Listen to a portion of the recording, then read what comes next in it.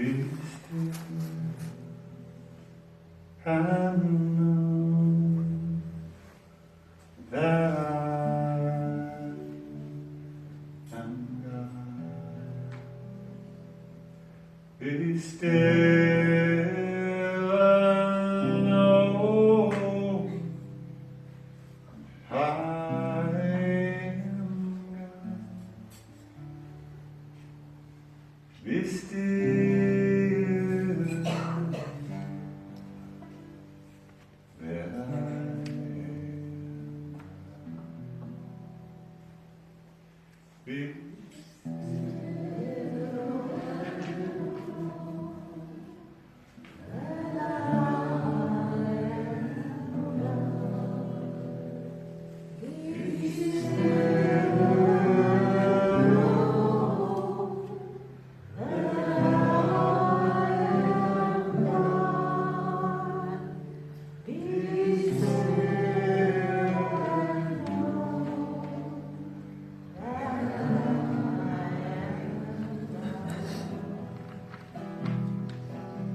Be still and know that I am God.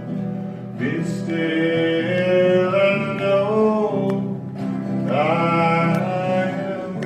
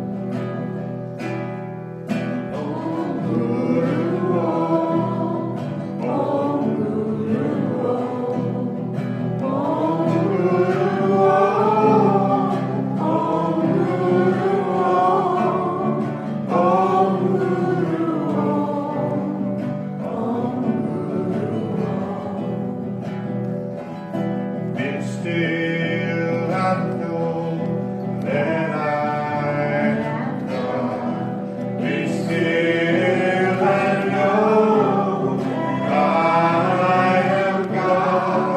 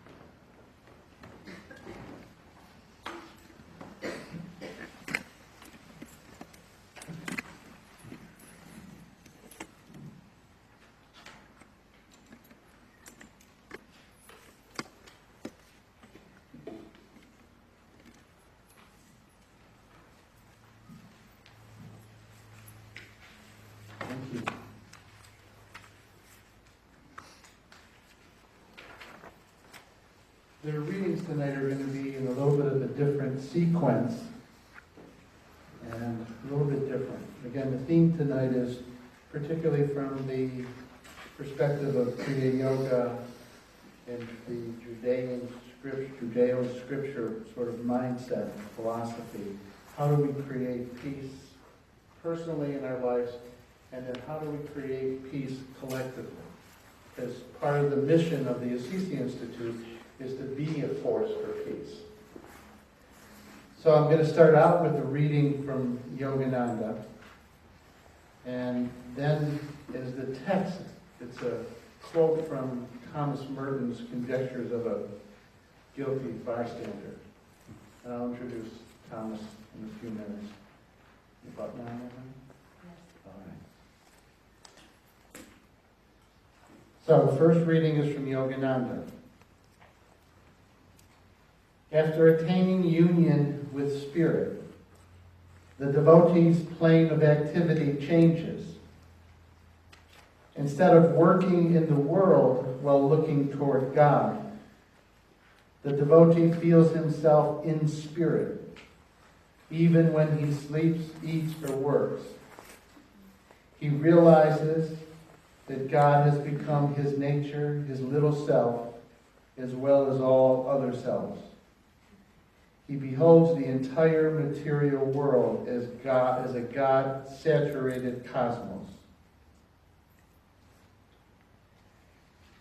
And then, now I'm going to go to the reading of yoga from Thomas Merton. But let me just give you a little bit of an introduction. Thomas Merton was a Catholic monk. He was born in 1915. He died in 1967 or 1968. He wrote over 70 books. His most famous book is The 7-Story Mountain, that talks about his whole conversion process.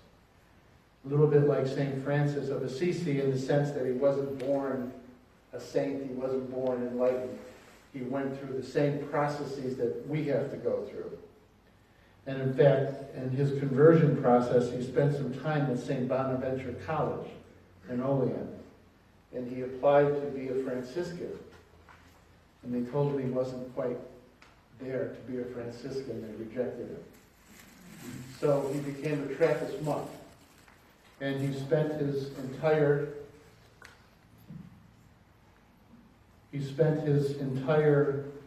monkhood, adult life, in a monastery down in Kentucky, outside of Louisville. He died while visiting Asia. He went on a kind of a pilgrimage and spent time visiting Christian monasteries and non-Christian monasteries, and he accidentally died while he was in Asia. One of the things that he's known for is he really started a dialogue with the East. He was really the first prominent Catholic Christian to really dialogue with Eastern spirituality and try to find common ground. He was good friends and had a dialogue with the Dalai Lama, for example, and Suzuki, the Zen master.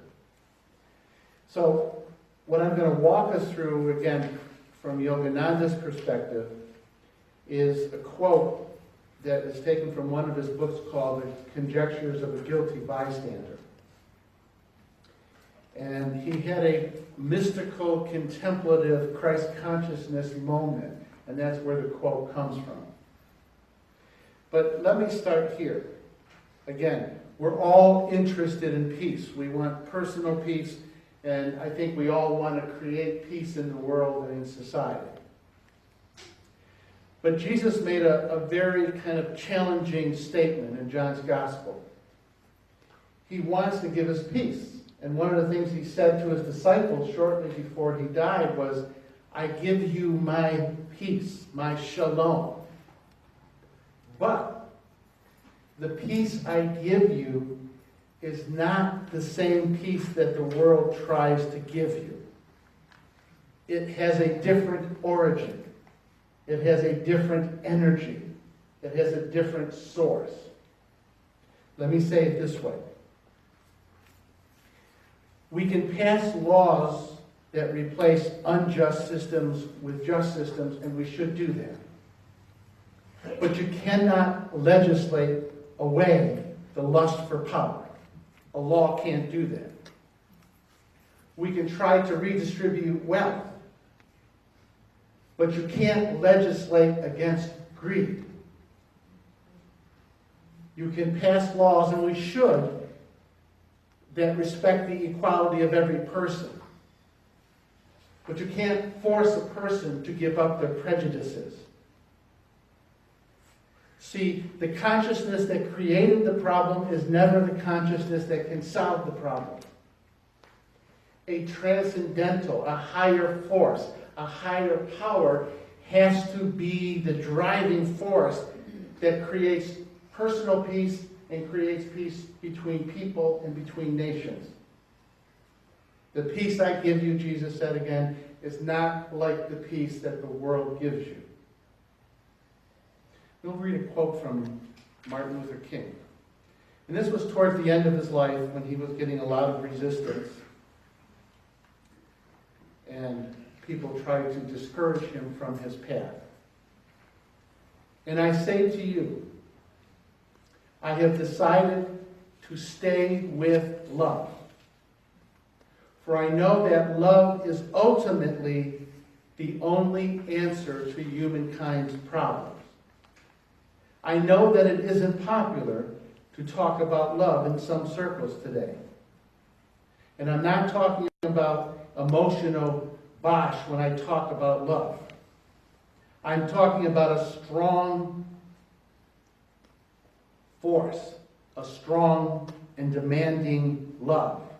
I'm talking about soul force. And he goes on to say in the same quote, God is love. So, from Yogananda's perspective, and from the whole Judeo-Christian perspective, if we're going to have peace, it has to come from a power greater than us. It has to come from a wisdom that is beyond our wisdom. It has to come from a force that is bigger than all of our negativity.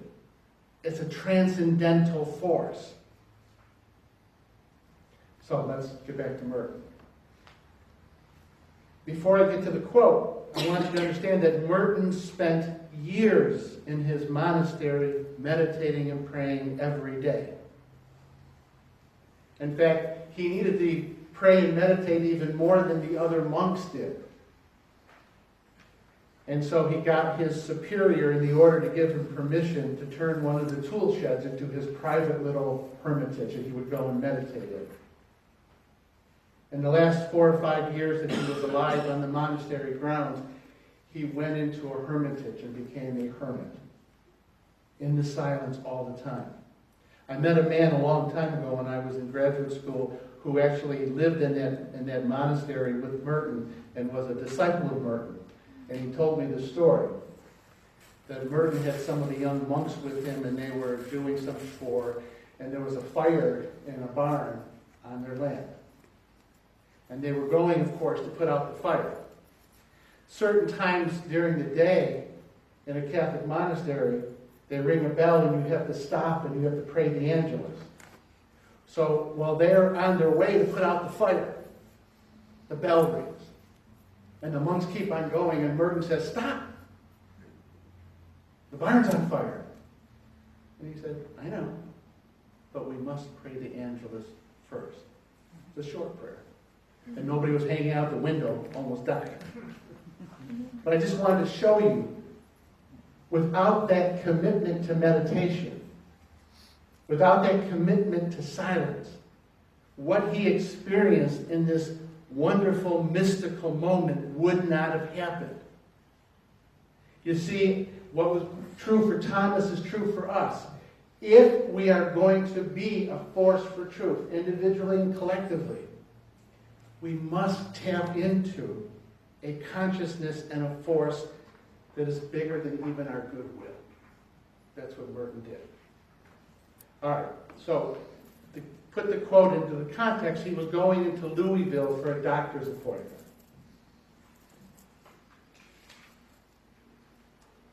In Louisville,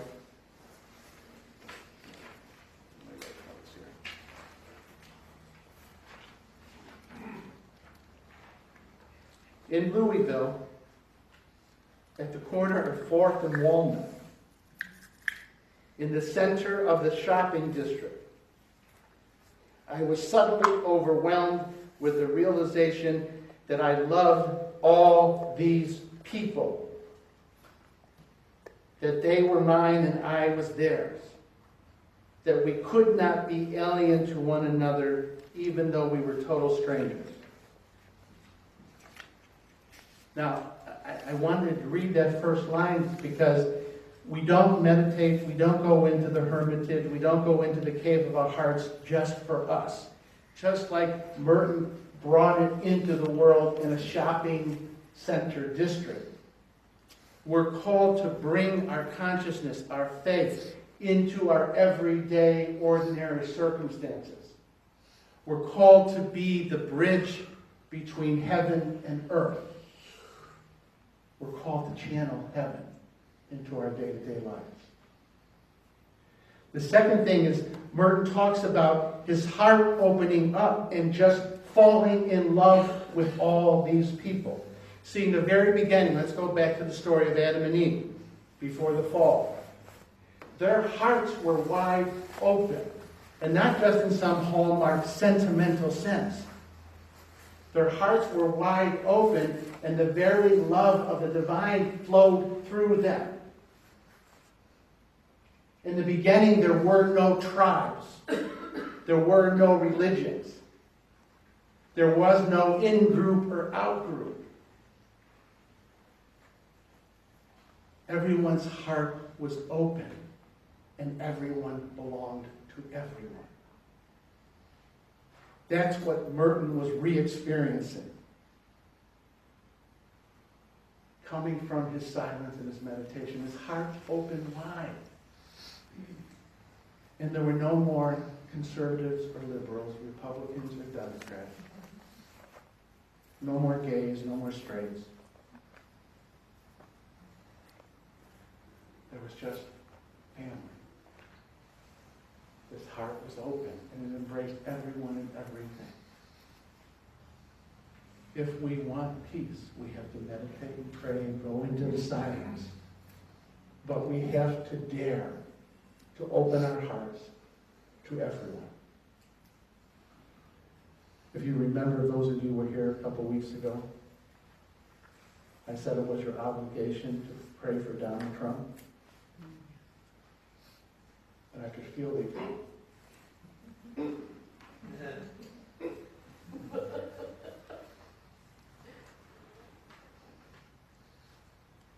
God loves us all equally. We're all family. There are no ins and outs. See, I want to make this real. If there's somebody in your life you don't like, somebody that's hurt you, I'm giving you an assignment. Pray for that. Pray for that. That's what happened to Thomas. That's what we're called to do.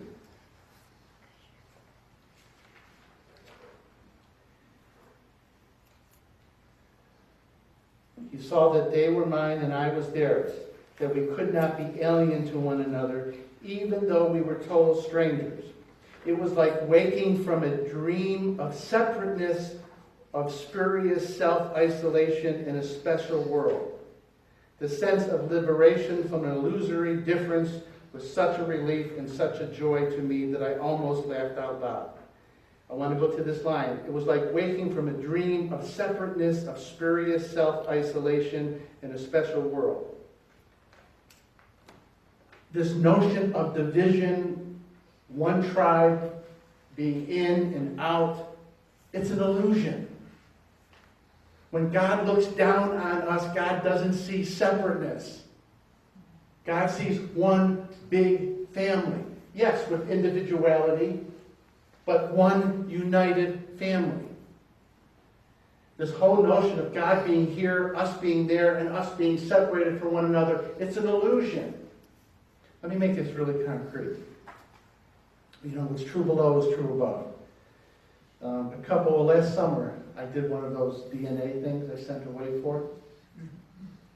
Now, I know my largest part is Italian. My mother was from Italy. But I was surprised with what came back. Yes, my mother was from Italy. But I have Scottish genes. I have Jewish genes. I'm 12% Middle Eastern. 13% Greek. 8% Western Asian.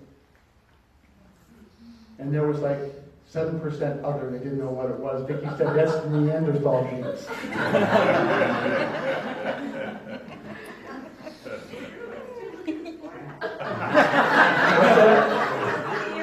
My forehead, yes. He said I have the Neanderthal forehead. But you see what I'm trying to say through that? Just on that human genetic level, I belong to many tribes. Because there really is only one tribe. It's God's tribe. And yes, we all have uniqueness and gifts, but we're one. In God's eyes, we're one. We're not separate. There's some geneticists, I've read this, who said that you could trace the whole human race, not only to a single tribe in Africa, but to a single set of parents. Separateness is an illusion. What's happening to Thomas Merton is he's going beyond dual consciousness, which separates us from God and us from each other, and he's seeing reality as it really is. We really are one. We are really united. We are inseparable from God, and we are inseparable from others. And until and unless we have that realization, we will not be personally at peace, and we will not be at peace with each other. See, once you get that you are one with other people, not just in some heady theological way, but getting it in your cells, in your bones, in your heart, you're going to want to take care of. You're going to want to be at peace. You're going to want to heal. You're going to want to love. When Vicky hurts, I hurt, not because I'm codependent, but because we are one. Gandhi said, I'm a Jew, I'm a Christian, I'm a Hindu, I'm a Muslim. We're one.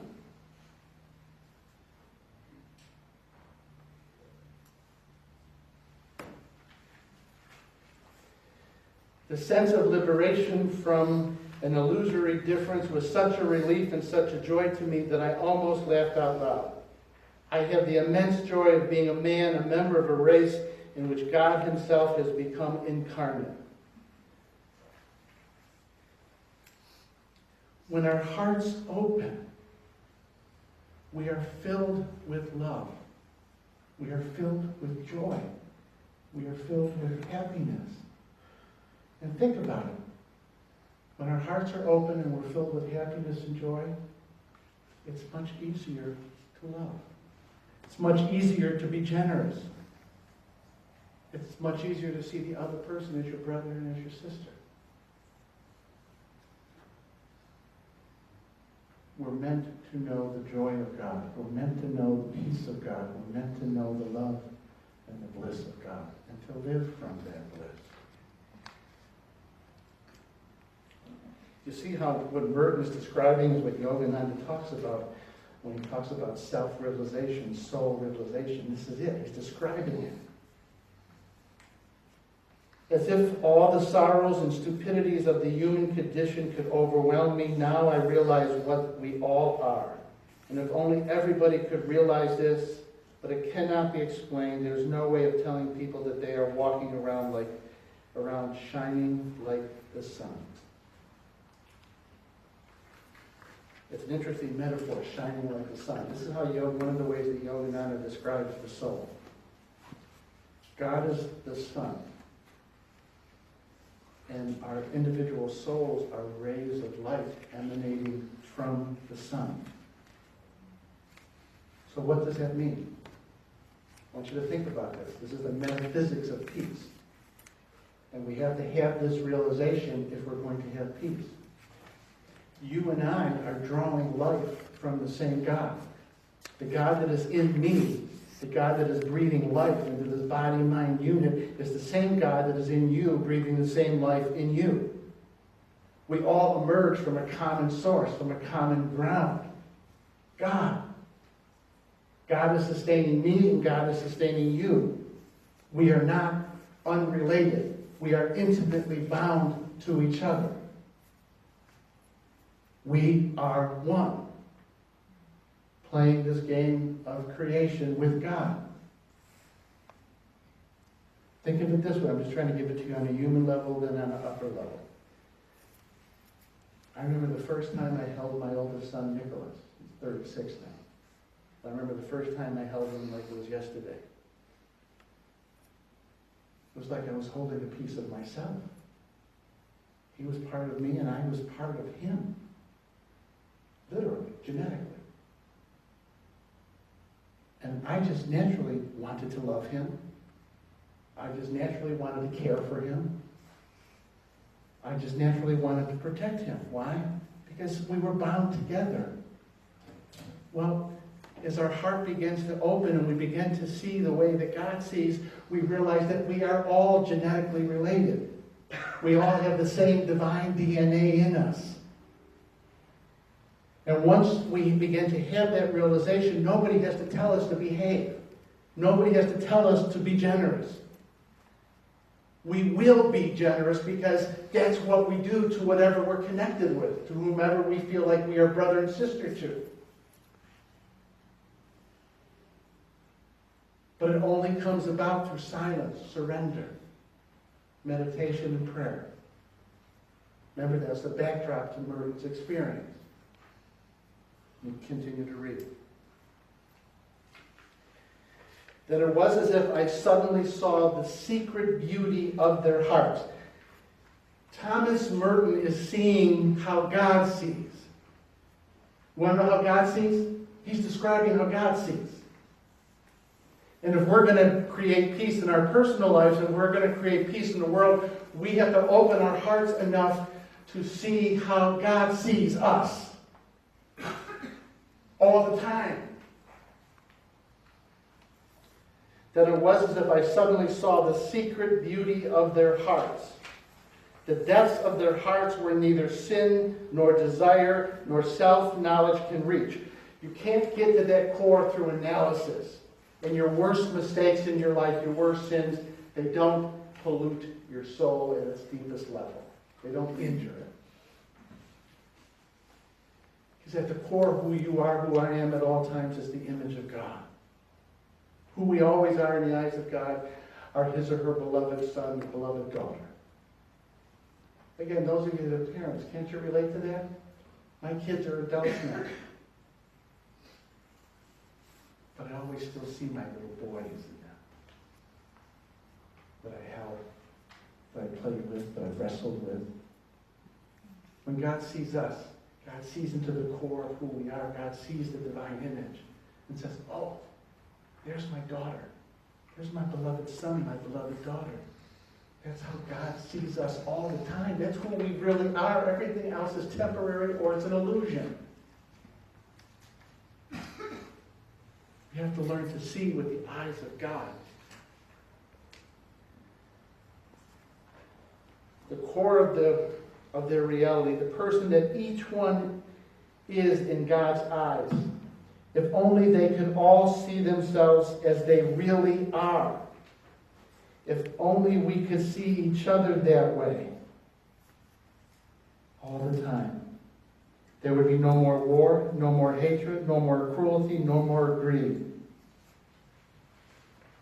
But this cannot be seen, only believed and understood by a peculiar gift. Now this is where it takes a little bit of effort. If we're going to have peace, we have to see through people's facades. We have to see through their personas. I'll share with you a story. A long time ago, I went to my spiritual director. I was a teacher at the time, Catholic school in Ohio. And there was another teacher that I couldn't stand. I thought the teacher I thought he was arrogant. And so I went to my spiritual director and I said, this guy is really arrogant. I said, I don't like him. My spiritual director said, I don't care if you don't like him. Love him. I said, but he's arrogant. They say, I'm arrogant. He's twice as arrogant as I am. He said, What's underneath the arrogance? I don't know. He said a lot of pain and a lot of suffering. His arrogance is just a defense against his pain and his suffering. He said, see through the arrogance. See the pain and suffering. And then he said, see the image of God underneath the pain and suffering. If we're going to bring peace into our own lives, we have to see beyond our facades, our walls, our defenses. We're going to bring God's peace to other people. We're going to create peace. We have to look through. We don't necessarily have to excuse, but we have to look through the walls. We have to look through their facade, their arrogance, their faults.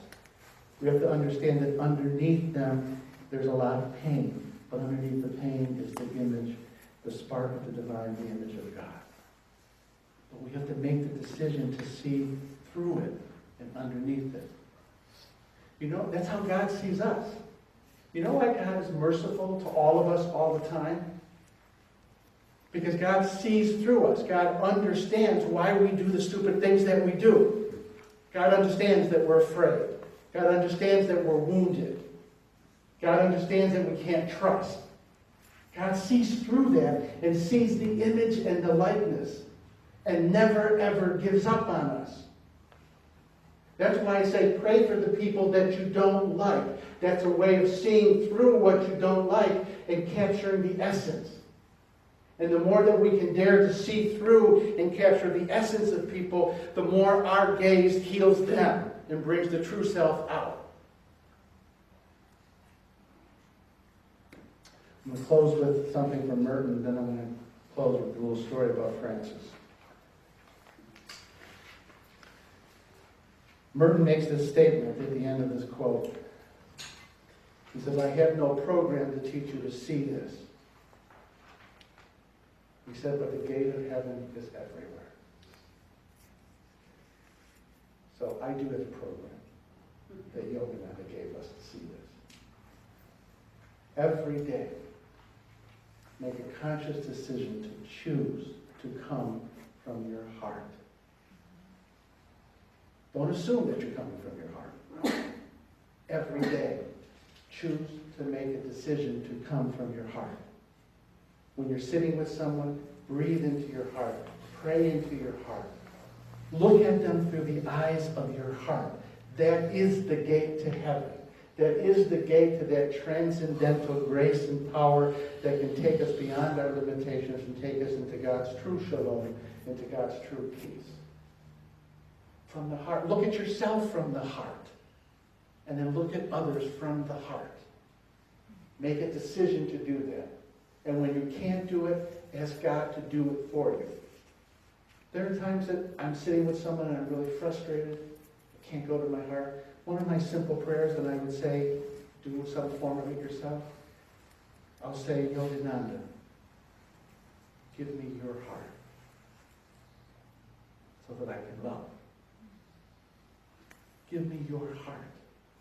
Yogananda will give us his heart. Jesus will give us his heart like that if we ask.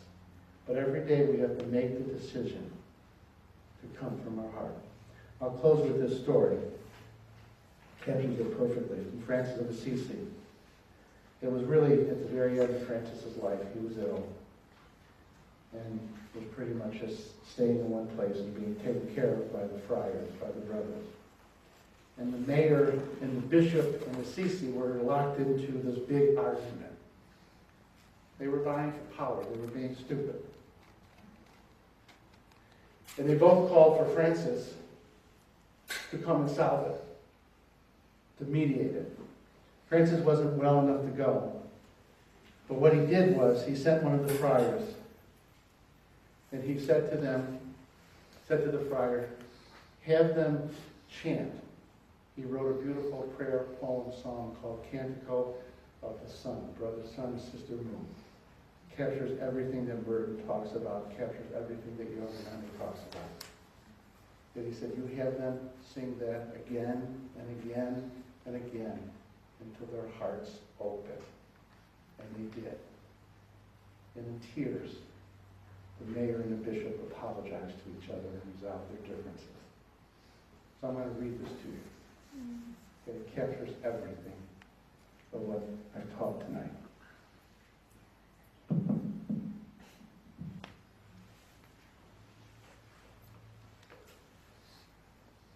Most high, all-powerful, all-good Lord, all praise is yours, all glory, all honor, and all blessing. To you alone, Most High, do they belong. No mortal lips are worthy to pronounce your name. Be praised, my Lord, through all of your creatures, especially through my Lord brother Son, who brings the day and you give light through him. And he is beautiful and radiant in all his splendor. Of you, Most High, he bears the likeness. See, Francis was so much seeing with the eyes of God that he saw that everything emerges from God. Everything is held in existence by the one God and the one love. Therefore, everything is his brother and his sister. Be praised, my Lord, through Sister Moon and the stars in the heavens. You have made them precious and beautiful. Be praised, my Lord, through brother wind and air and clouds and storms and all the weather through which you give your creatures sustenance. Be praised, my Lord, through Sister Water. She is very useful and humble and precious and pure. Be praised, my Lord, through brother Fire, through whom you brighten the night. He is beautiful and cheerful and powerful and strong. Be praised, my Lord, through our sister Mother Earth, who feeds us and rules us and produces various fruits with colored flowers and herbs. Be praised, my Lord, through all those who forgive for love of you, for those who endure sickness and trial. Happy are those who endure in peace for you, for by you, Most High, they will be crowned. Praise and bless my Lord, and give thanks and serve him with love and great humility. Just know that God is gazing on you 24/7. And what God sees is his dear, dear, precious child. That is who you are. That is who you is in the sight of God. And that is your real